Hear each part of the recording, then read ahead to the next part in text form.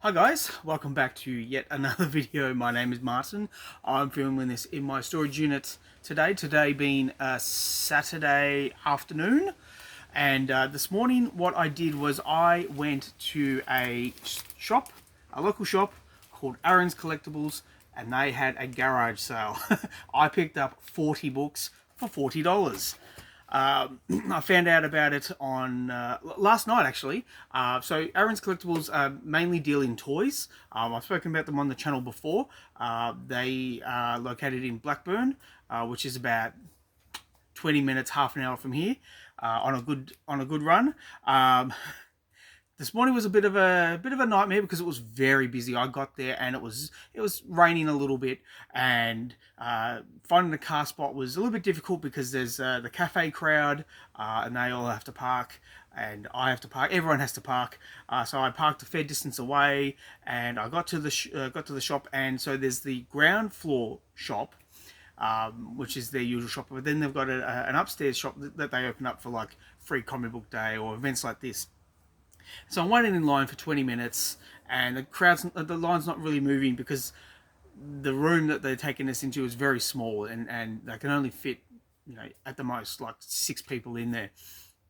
So I understand, you need to wait, and I went up to the guys. I had my place in line saved, and I went up to the guys, man in the line, and I said, "Oh, are the $1 comic books? Are they upstairs?"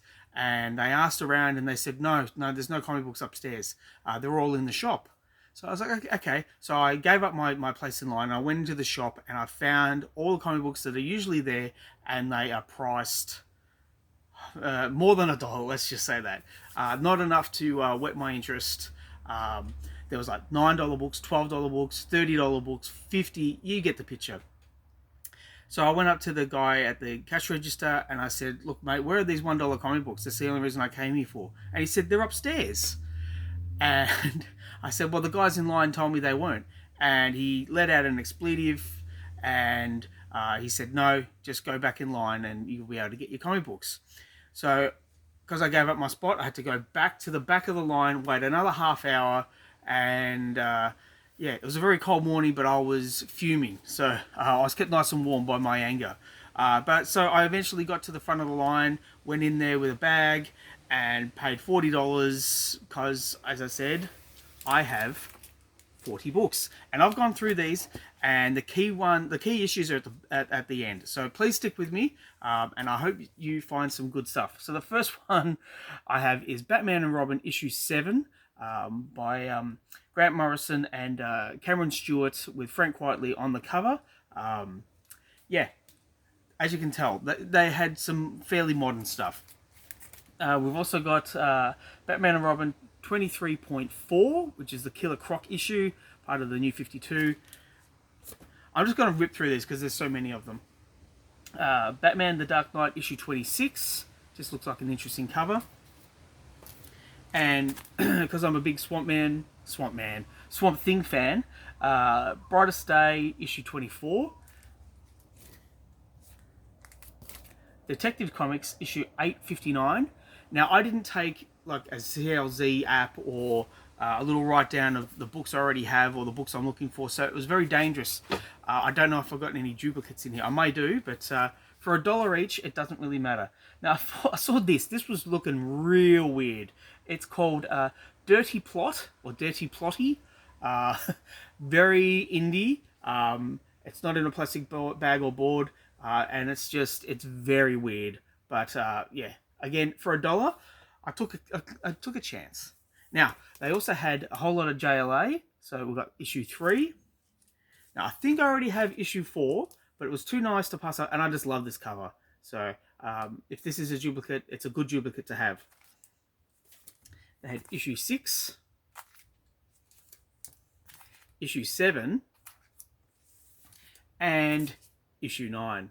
Now, they had more, but I knew the issues, like the later issues, that I already own, so I didn't pick them up. Now, this is another book I took a chance on. It looks very weird. Landsman, Galactic Patrol Landsman from Eternity. It's issue 5. Yeah, I don't know what to make of it. And while I was looking at it, when I brought it home, they have a cover for Death World, That looks like an interesting read. You never know, but yeah, a bit of a chance. So we got Marvel Adventures issue 12 with the Fantastic Four. I just love love this Andy Kahn artwork. Andy Kahn does this cartoony style, and I think it works very well. I'd like to get a commission from Andy, so if I ever get the chance, or if Andy's watching this video, you never know, hit me up, Andy. I'd like to get a commission. Okay, next one is Red Hood and the Outlaws, issue 16.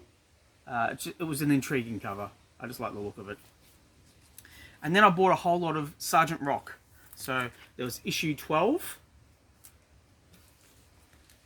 issue 14, a really cool one, issue 19 with Batman. I don't know how they're going to work that one out, but this should be an interesting read. So that was issue 19. And this came out in 1991. And then we have Sergeant Rock Special, issue 3. So I think these are just reprints, but they're good reprints to have. So issue 3, issue 7, and lastly, Sergeant Rock Special issue 10. I love this cover. This cover looks absolutely incredible. Yeah, on the tank. Oh, wow. Just, yeah. This is the kind of art style that I like, where it's kind of detailed, but not overly detailed. And he's jumping on a tank, like crazy. Now, the next one we have, why is this out of order? Sorry, this is out of order. Okay, Supergirl issue 36, just an intriguing cover. Supergirl issue 41, 49, and lastly for the Supergirls, issue 31 from the New 52 era, where she was part of the Red Lanterns. I'll just fix this up. Okay, so next up we have Thunderstrike, issue 6. I picked this up because I didn't know, is this the first appearance of Black Wolf? I got the impression it was. So for $1, I took the chance. Then we have issue 12 of Thunderstrike. They had a whole bunch of them, but I just picked up the covers that were intriguing to me. Then we have X-Force issue 6 with Shatterstar on the cover. Yeah, Shatterstar? Yeah, Shatterstar. Now we're on to the keys. And there's a fair few. And I mean, they're not huge keys because the store had the keys on the wall, and they were keys I already had. So it was just $1 keys. So we have Plan 9 from Outer Space issue 2. It's not really a key. Okay, it's not really a key, but it's an intriguing. Excuse me. It's an intriguing cover. Yeah, it's just an appealing cover. So I picked it up. And this was a cover buy, but it's Phantom 2040 issue 1. Now you can see I bought this for $1, but they had it for $39. So if I had bought this yesterday, it would have cost me $39. But today, a whopping $1. Now this could be a duplicate, but it's the Amazing Spider-Man Annual 25 from 1991. It's an Eric Larson cover. Iron Man, Spider-Man, and Black Panther. I can't remember Eric Larson drawing Black Panther all that much, but here he is down here. So, yeah, why not? Again, like with these books, you know, if it is a duplicate, it's $1. Just buy it. Now, we have Batman and Robin issue 39, and this is an homage cover to Action Comics #1. Just intriguing. I don't know why Robin has this super strength, but that's what you need to read it for. This was a cover by The Punisher Summer Special issue 2.